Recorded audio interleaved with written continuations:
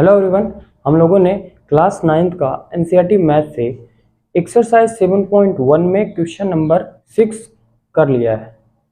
आज हम लोग क्वेश्चन नंबर 7 करेंगे, तो चलिए करते हैं क्वेश्चन नंबर 7। तो क्वेश्चन नंबर 7 है, A B is a line segment and P is its mid point, D and E are points on the same side of AB such that angle BAD equal to angle ABE and angle EPA equal to angle DPB। फिर इसमें बोला है कि so that first and second को हम लोग को prove करना है। तो हम लोग को triangle DAP congruence triangle EBP prove करना है फर्स्ट में, सेकंड में AD equal to BE prove करना। तो चलिए हम लोग इस क्वेश्चन को समझते हैं। तो दिया है AB is a line segment, तो AB एक लाइन सेगमेंट है and P is its mid point. P जो है AB का क्या है, मिड पॉइंट है।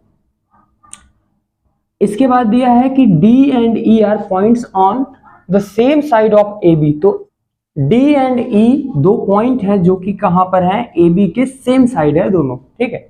इसके बाद इसमें दिया है कि जो एंगल BAD, तो एंगल BAD ये वाला एंगल जो है ये एंगल ABE इस वाले एंगल के इक्वल है। और दिया है एंगल EPA ये वाला जो एंगल है ये DPB के इक्वल है। तो ये वाला एंगल इस वाले एंगल के इक्वल है और ये वाला एंगल इस वाले एंगल के इक्वल है। तो चलिए हम लोग इसको सॉल्व करते हैं। तो इसका सोल्यूशन में हम लोग लिख देंगे। तो यहां पर दिया है कि angle EPA equal to angle DPB, ये क्वेश्चन में दिया हुआ है।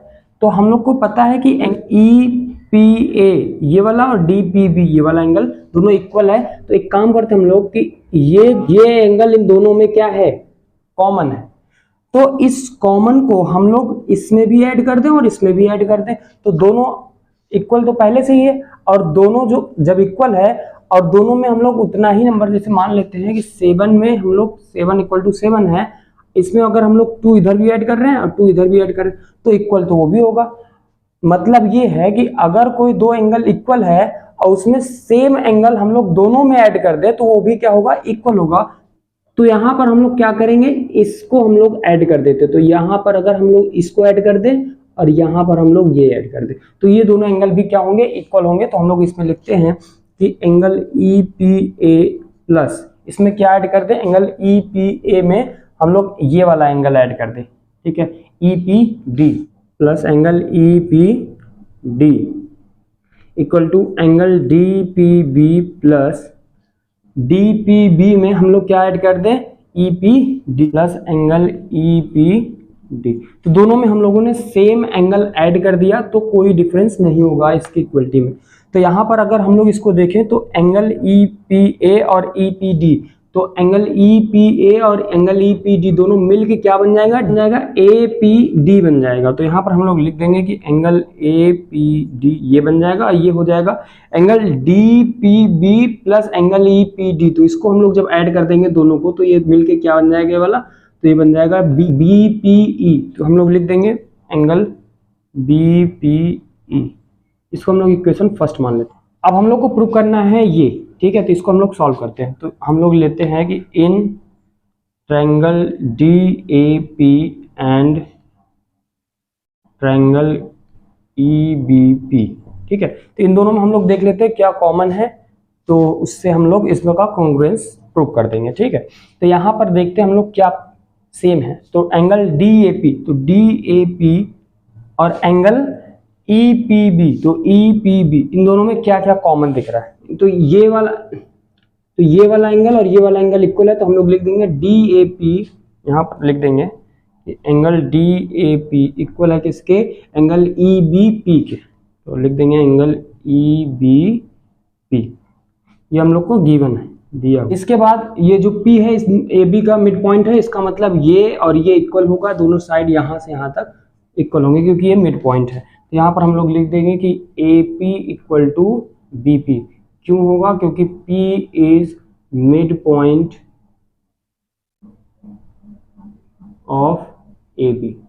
इसके बाद यहाँ पर इक्वेशन फर्स्ट में दिया हुआ है एंगल APD, तो हम लोगों ने निकाला APD और एंगल BPE, ये दोनों क्या है, इक्वल है, तो इसको हम लोग इसको भी लिख देंगे, तो ये लिख देंगे angle APD equal to angle BPE, ये क्या है, ये इक्वल है, क्यों है, क्यों लिख देंगे इक्वेशन फर्स्ट से, ठीक है, वाई इक्वेशन फर्स्ट से ये दोनों क्या हो जाएगा, इक्वल हो जाएगा।